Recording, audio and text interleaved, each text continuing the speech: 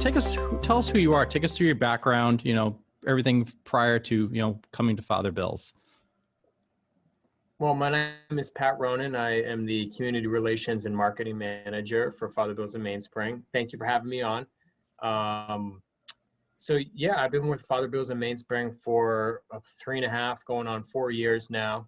And right now I oversee a lot of the marketing and sort of our outreach efforts, a lot of our public facing materials, the website, our social media, the community relations too, in terms of speaking engagements, helping plan events, some government relations. So every day is different. It's a mixture of duties. All of them I'm happy to be doing because I believe in the mission.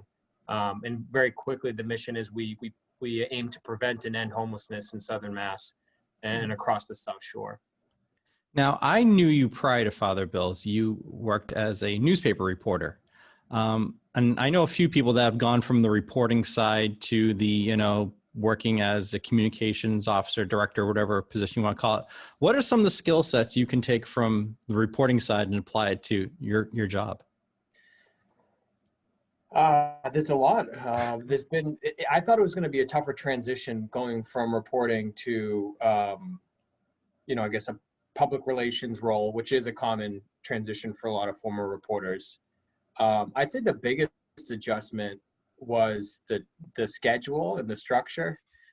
As you know, reporting and covering all the government meetings that you do at Marshfield Community Television, there can be some late nights, and so to go into a 9 to 5 traditional role was definitely an adjustment at first, and having that structure. But in terms of the on-the-job stuff, I think being at Father Bill's in Mainspring, we're trying to be a voice for the voiceless, folks who are underrepresented in our community. Our organization is sort of trying to provide a voice for them, advocate for their needs. And I feel like in some ways that's, the job of a reporter too, is you're trying to shed light on issues that may not get a lot of attention and to be a voice for people who may not have one otherwise. So what have you heard from other people about the skills that can translate? I think a lot of just even like the technical skills of talking to people, writing, a lot of that sort of stuff. I have a good friend who works in public affairs for a large corporation, and, a lot of those skill sets that you learn, out in the field, talking to people and, learning how to write and, communicate a message is definitely something that a few people have brought up. And the people that I know that have transferred over from one side to the other. Definitely. In development, fundraising, marketing, there's a lot of having to approach people and have sometimes difficult conversations. As a reporter, you have to ask a lot of tough questions, sometimes to very powerful people. So it does condition you in a way to be comfortable with that man on the street type approach where you're not too worried about how the person's going to react, because you're like, well, it's my job, so I need to approach this person. So that has definitely helped. It's definitely both roles are definitely, you need to have some communication skills. I will say a lot of people who used to not like hearing from me as a reporter are more than happy to talk to me now. So that's nice. Yeah, that's really nice. Yeah. For those that don't know about Father Bill's in Mainspring, tell us about the organization.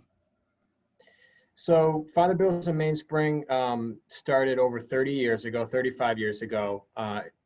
In the city of Quincy was one part of it, and then the city of Brockton. Essentially, the organization started as sort of grassroots. The local interfaith community and local business leaders saw that there was an increase in unsheltered individuals sleeping outside, on park benches, at doorways at churches. And so in a response to that, they opened up church basements, both in Quincy and in Brockton. And as the need grew throughout the 1980s, both cities, there was distinct organizations at the time opened up individual shelters, what are now known as Father Bill's Place in Quincy and Mainspring House in Brockton. And so that's how it started. And ever since, it's been expanding because homelessness is a complex issue.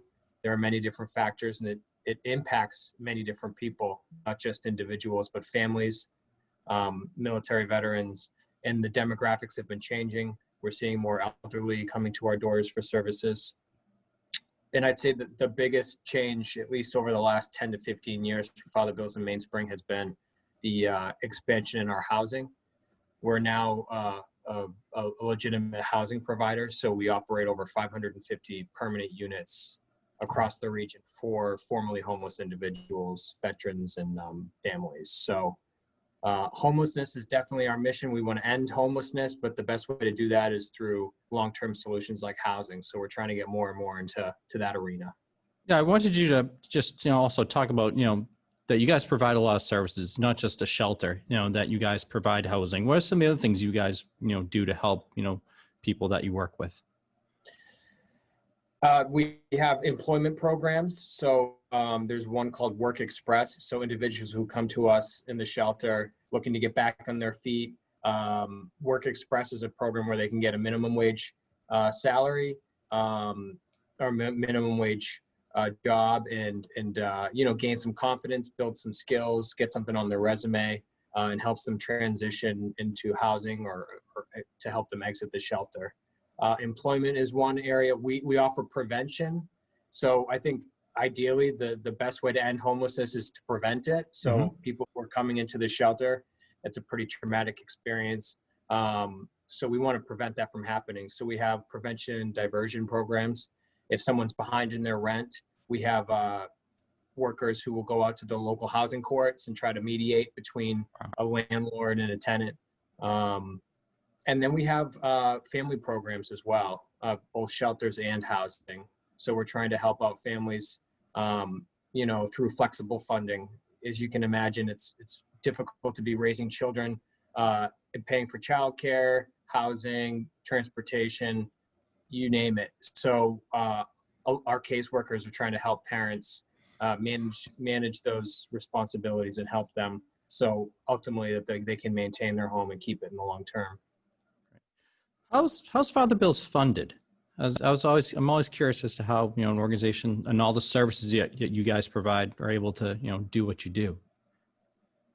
Yeah, it's people sometimes surprised when they hear like our budget, being over $20 million. Wow. And a good amount of that comes from the government, both the state and federal governments provide a good deal of that funding for our shelters and for our housing programs. And the rest, it's through private fundraising, individual donors, organizations, foundations, in-kind services. Just to plug Marshfield Community Television, your team's done a wonderful job with a couple of our promotional videos. That's money that we would have spent elsewhere for a videographer. And so it's in-kind donations like that ultimately allow us to direct our resources to the programs, which are assisting people directly. Yeah, we've been fortunate to work with you guys on Food Fest. Just talk about that, because that's a really great event. Yeah, Food Fest has been going on now for 25 years, and what started as like a barbecue, like hot dogs and hamburgers in Quincy Center, has since expanded into quite a big event, and we're holding it in Hingham now. Pre-COVID, we were holding it in Hingham, and so usually about 1,000 people come out. It's our annual fundraiser. It's the largest single event that we hold. And we try to raise between $350,000 every year, and it's just a great event. Live music. We partner with 30 or 40 local restaurants that provide tastings at the event. We had been holding the event with Hingham Beer Works and the launch at the Hingham Shipyard. So it's just a great venue. It's usually held the last Tuesday in July, so it's usually a nice hot day. Hopefully not too humid. And it's great. Everyone looks forward to it. It's like a midsummer. It's just a great event. I remember the first one I went to, I was like, I didn't know what to expect. Fundraisers can, sometimes all feel the same, but this one definitely has its own feel. So we're proud to hold it and hopefully when this crisis is over, we can get back to something like that. Yeah. So everyone that works for nonprofits, or most people that work for nonprofits, end up, getting passionate about it, and have, feel really attached to it. What makes Father Bill's so special to you? That is a good question, because there's definitely, I'd say during COVID, there have been more and more moments where I have an appreciation for the organization and the people that work for the organization and the people who are helped by it. Father Bill's really is that safety net for people who really have nowhere else to go. I think we've all, as individuals, we all go through difficult experiences in life, whether it's relationships, substance abuse, mental health, we all face challenges, financial challenges. And then it's the support system that's there for us that can help us get through those tough times. And that's something I've definitely been guilty of taking that for granted over the years. And Father Bill's is an organization that really provides that support system, that helping hand, that open door when many people may have had a lot of doors closed on them, and they may feel very alone and very desperate. And so to be an organization that essentially says, we don't care what your background is, where you're coming from, if you need help, we're here for you. That's what inspires me. And then to see the people on the front lines doing the work at the shelters, especially during COVID, putting their own health and safety at risk to help other people, is really makes me very grateful to be working for the organization. What are some of Father Bill's and Mainspring's biggest needs? Well, during COVID, certainly the biggest need, and I think every nonprofit you'll talk to will say financial, donations. Yep. I don't think I'm reinventing the wheel there, but so in COVID, we're definitely facing some financial challenges with our operational costs, having to open new satellite shelters for social distancing. Mm-hmm. So we are asking for monetary donations if people can at our website, helpfbms.org. Okay. But some of the other common things, especially during COVID, is prepared or catered meals. We used to rely on our volunteer workforce to provide the meals at our kitchens at the shelters, but because of COVID, we don't have on-site volunteers, so we're relying on people, on the outside in the community to cook those meals for us and delivering them prepared. Not only does that save us time, it saves us a lot of money. Mm-hmm. If you visit the website, we have a whole coronavirus page where we outline some of those needs. So prepared meals is definitely one. And then some of the basics of the shelter, men's and women's underwear and toiletries and flip-flops for the showers at our facilities. A lot of those items that we have to buy on a regular basis for our guests, when people donate those to us, it's a huge help. I was going to ask, you mentioned COVID a few times, so I was going to ask you like how COVID's impacted the organization, but you feel like you've mentioned a lot about how, everything that's been going on COVID related with Father Bill's and how you guys have been, pivoting. Yeah, I almost asked like if this is going to air like, 2021 or something. It'll be old news. People, no, this will air in the next few weeks. So, okay, cool. I think it's safe to say we'll probably still be in the in the thick of this here. Mm-hmm. Yeah, COVID has been. John Yazwinski, our CEO, he's been with the agency for 25-ish years, and he said this has been the most challenging period in our agency's history. And he's gone through, several economic recessions, including the Great Recession in 2008, and some really tough winters with blizzards. Yeah. The winter of 14 and 15 was incredibly challenging. So there's been a lot of different challenges over the years. And so for him to say that this is the most challenging, for me, it's eye-opening. And it's no surprise, this has been a challenging time for everybody, whether you work for a nonprofit or not. So, and the most vulnerable in our community seem to be the ones who are bearing the brunt of this crisis. And so it's on us to be able to provide the resources, not only so they can have shelter, and hot meals and supportive services, but that they can do it while also social distancing. And so in order to do that, we had to open up new sites to make sure that we can adhere to the CDC guidelines. And that means extra staff, that means additional, operational costs, supplies, food. But we've been very fortunate. We have a lot of folks in the community who have stepped up and donated food and their time. And so thank God we have such an incredible community that's really rallied together for us. And I don't think we're alone. I think a lot of other nonprofits are feeling that love too. Yeah, absolutely. So if someone's watching this or listening to this and they want to learn more about Father Bills in Mainspring, what are the best ways they can do that? Our website would definitely be a good place, helpfbms.org. We're active on social media. You talked about the website. If someone wants to get involved, volunteer, what's the best way for them to do that? Well, definitely the website, helpfbms.org/coronavirus. I'll give that URL. That has a good rundown of our needs during this crisis. In the biggest volunteer need right now, and it's offsite volunteering, would be the prepared meals. So if folks can prepare meals for us, or even if you want to help a local restaurant because they're hurting too, if you want to buy the meals in bulk from a local restaurant and deliver them at the shelter. Cool. You can get all that information on the website. Traditionally, in normal times, we do have on-site kitchen volunteers. We have landscaping projects at our properties.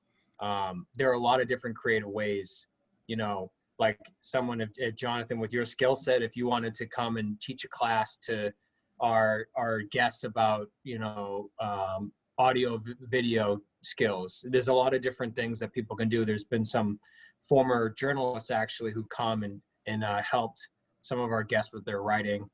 Some of the local banks come and they do some financial literacy classes. So it's like whatever you can offer, we'll find a way for you to help because we certainly need it. That's awesome. The nonprofit world can be really rewarding, but also at the same time, very challenging to navigate, the system, government, funding, all that sort of stuff. What's some of the biggest challenges you've faced, in the nonprofit world? Oh, I remember I wrote down my answer for that. And now, of course, I can't remember it. So I'm just have to get it. Would it be like selling the message of the mission of Father Bills? That would be definitely, I'd say, the misconceptions that exist. Well, fundraising definitely, because there are so many great nonprofits, especially here on the South Shore. So we're certainly not competing with one another because we all have overlapping missions. But to really stand out and say, donate your hard-earned money to us, and to be able to raise enough to keep our programs going, that's always a challenge. But what you were mentioning about selling the mission can be very difficult. There's a lot of NIMBYism, people who don't want our services in their neighborhood, in their community. So anytime we're proposing a housing, a new housing development, it can be a struggle to get people on board. And there are a lot of misconceptions about, who, what it means to be homeless, the types of people who experience homelessness. I think that's the biggest struggle. And part of my job is to let people know that it could be you or me in the shelter. Some people, have some bad luck. Some of their poor decision-making can contribute as well. But the people who come in have owned homes, have had families, have had successful careers. And then whether they're struggling with mental health, substance abuse, loss of job, a divorce, a death in the family, traumatic series of events can lead people down, to a rough path. So I'd say just trying to humanize, our mission can be sometimes a struggle because people have their preconceived notions that you have to get through. On the flip side, what's probably been the biggest success or the most rewarding experience? I'd say more generally, the COVID response has been incredibly uplifting because it could have been the challenge was so immense and daunting that there were certain points early on in March, April, where I think there were some legitimate concerns about, can we continue to operate our shelters with the social distancing guidelines and within our budget. And so to see the community come together, not peers and donors, but the local city officials in Quincy and Brockton and all, you know, all the other surrounding communities, the state government, and saying, what can we do? How can we help? So that outpouring of support has been massive. We had a campaign for hope this year to replace our food fest because we couldn't do food fest in person. Right. Our goal was $500,000. We ended up raising over 1.1 million. So wow. That was, again, just another example of you know, the community really stepping up and going above and beyond. Yeah, I'd say more personally, just like for me, like 2 weeks ago, it was the Monday before the election. So already a difficult time with the pandemic, and also a very tense time with the election. I knew it was a week. So heading into that Monday, I was like, this is going to be a roller coaster week. And so that very first thing I did that day was I was at our new property in Randolph, the Envision Bank Home for Veterans, and got to watch as a veteran who had a stroke, and he's in a wheelchair, got to move into his new apartment unit with his sister. His sister was there with him. And to see the tears in his eyes and her eyes, and to see how happy and grateful they were, really just was exactly what I personally needed to start that week. You know, just that sense of gratitude and feeling like, you know what, the world may seem like it's going crazy on TV or on the internet, but if you look around you and you see who's in your community, and the good work that people are doing, it's really, it's, you know, it's a nice refresher. For sure. What's something about the nonprofit world that may surprise people that don't know much about it? The nonprofit world, I'd say, at least for me, going from a company, you know, that wasn't a nonprofit, I think maybe people think that nonprofits have a lot of folks who, you know, because it's such a volunteer philanthropic mission, that, you know, there may be a misconception that the folks who go and work for a nonprofit, you know, maybe aren't, you know, the best and brightest in terms of like the top of their field. And I know I'm probably going to get in trouble by saying something like that, but it just, you know, like, They're a bunch of misfit toys. Yeah. And I think there can be, it's a passion project. So some people say, okay, well, you're choosing passion over maybe a lucrative career. There's got to be some sort of give there, you know. But frankly, to work here and to see other people at nonprofits that we've worked with, Jonathan, you really are seeing, like, I think some of the most talented, creative, forward-thinking professionals in our region, and not just in nonprofits, but I mean, like, I've just been really impressed. Everyone from like our program staff, executive leadership, and I see it through all the nonprofits. These are talented, creative people who chose to work and choose a career that was purposeful and had meaning, and they could be making a lot more money elsewhere, working for a big corporation, but they chose to lend their talents to a nonprofit. So I think that's been, for me, is sometimes you see the talent pool at nonprofits. I'll probably have someone be like, what did you mean by that? What did you? I totally, as I totally get what you're saying. I absolutely understand it. Maybe it's because I run a nonprofit, so I get exactly what you're talking about.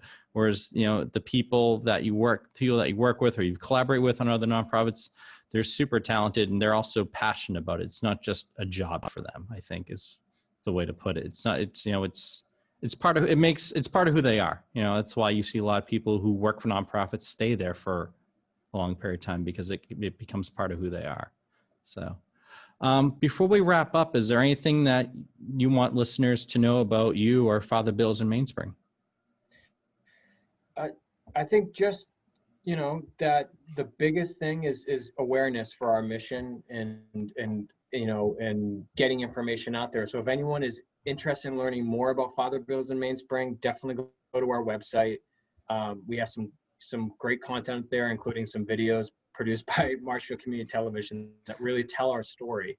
Obviously, if folks can donate, thank you. That's wonderful. But I think just spreading the word about our mission and what we do and who we help, sometimes just sharing that message is contributing to our mission. So, and definitely, I know I have already thanked you, but thank you for you and Jennifer and your team there for really helping us get that word out there. You're helping tell our story with your skills. So. Well, thank you for the kind words, Pat. And we tell everyone that if, Father Bills is the best nonprofit we work with, from a project standpoint, you guys are phenomenal because it's one of the easiest run, very organized projects that we do. We don't worry about, communication. We know, we're always happy to work with you guys. Your guys are a model example. Excellent. That's good to hear. Yeah. So thank you very much. I appreciate it, Pat, for doing the podcast here. Of course. Thanks for having me. Good. All right. So.